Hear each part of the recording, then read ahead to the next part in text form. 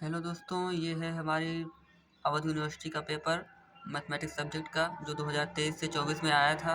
इसको हमें बहुत ही सावधानीपूर्वक देखना है क्योंकि पेपर बहुत ही अच्छा आया था और उम्मीद करता हूँ आप सभी का पेपर भी अगले साल 2024 से 25 सेशन में बहुत अच्छा है। ऐसा ही पेपर था, मैथमेटिक्स सब्जेक्ट का पेपर था और सेक्शन ए में टोटल 10 क्वेश्चन थे जिनमें से हमको पूरे पूरे करने थे। प्रत्येक क्वेश्चन हमको करना था और प्रत्येक क्वेश्चन 3 अंकों का था। ये पहले का ए है। बी है, ए में हमसे पूछा गया है डायरेक्शनल डेरिवेटिव और एक एग्जांपल। बी में हमसे पूछा गया है डाइवर्जेंस ऑफ आर वेक्टर और सी में हमसे पूछा गया है कि स्टोक्स थ्योरम का स्टेटमेंट लिखिए। और डी में हमसे पूछा गया है कि अगर फाई एक स्केलर फंक्शन है तब उसका curl curl of gradient of phi हमको ज्ञात करना है। और ई में पूछा गया है कि हमें किसी कर्व का रेक्टिफिकेशन क्या होता है डिफाइन कीजिए।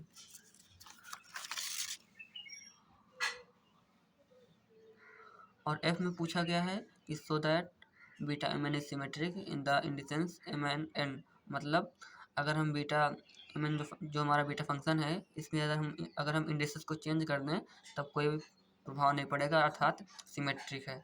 उसके बाद जी में हमको पप्पस थ्योरम का स्टेटमेंट लिखना था। एच में हमको किसी कर्व का एसिम्प्टोट ज्ञात करना था। एफ में हमको define envelope given example also, envelope को हमको डिफाइन करना था और एक एग्जांपल भी देना था। और इसी प्रकार जे में हमको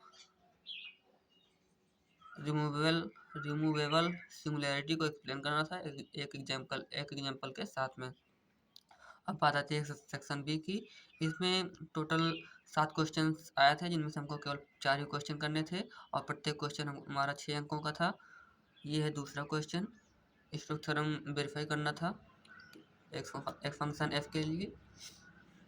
ये है तीसरा क्वेश्चन, ये है चौथा क्वेश्चन। ये तो एक प्रॉपर्टी ही है, आसान है, बस एक बार हमको ध्यान देने की ज़रूरत है। ये चौथा क्वेश्चन है। उसके बाद ये है पाँचवा क्वेश्चन, इधर है छठवां क्वेश्चन, सातवां क्वेश्चन, आठवां क्वेश्चन। टोटल ये 7 क्वेश्चन है, लिखे 8 है लेकिन 7 ही क्वेश्चन हैं जिनमें से हमको 4 करने हैं और प्रत्येक क्वेश्चन 6 अंकों का है। इसके बाद सेक्शन सी आता है जिसमें हमको केवल 2 ही क्वेश्चन करने हैं और प्रत्येक क्वेश्चन का आंसर 10.5 मार्क्स का है। ये है सेक्शन सी का 9वां क्वेश्चन, 10वां क्वेश्चन, 11वां क्वेश्चन और 12वां क्वेश्चन। इनमें से हमको केवल 2 ही करने हैं और इनमें सबसे आसान क्वेश्चन आया था दोस्तों ये 11वां क्वेश्चन। अगर इसको हम अच्छे से पढ़े रहेंगे तो हम इसको आसानी से कर सकते हैं। तो आप सभी भी पेपर देखिए, एक इसको मॉडल पेपर के रूप में लीजिए क्योंकि आने वाले एग्जामिनेशन में काफ़ी क्वेश्चंस पुराने पेपर से ही पूछे जाते हैं। और दोस्तों मैं आपको बता दूं कि ये क्वेश्चन जो है 2-3 बार से रिपीट हो रहा है। इस क्वेश्चन को ज़रूर तैयार कर लीजिएगा। Thank you.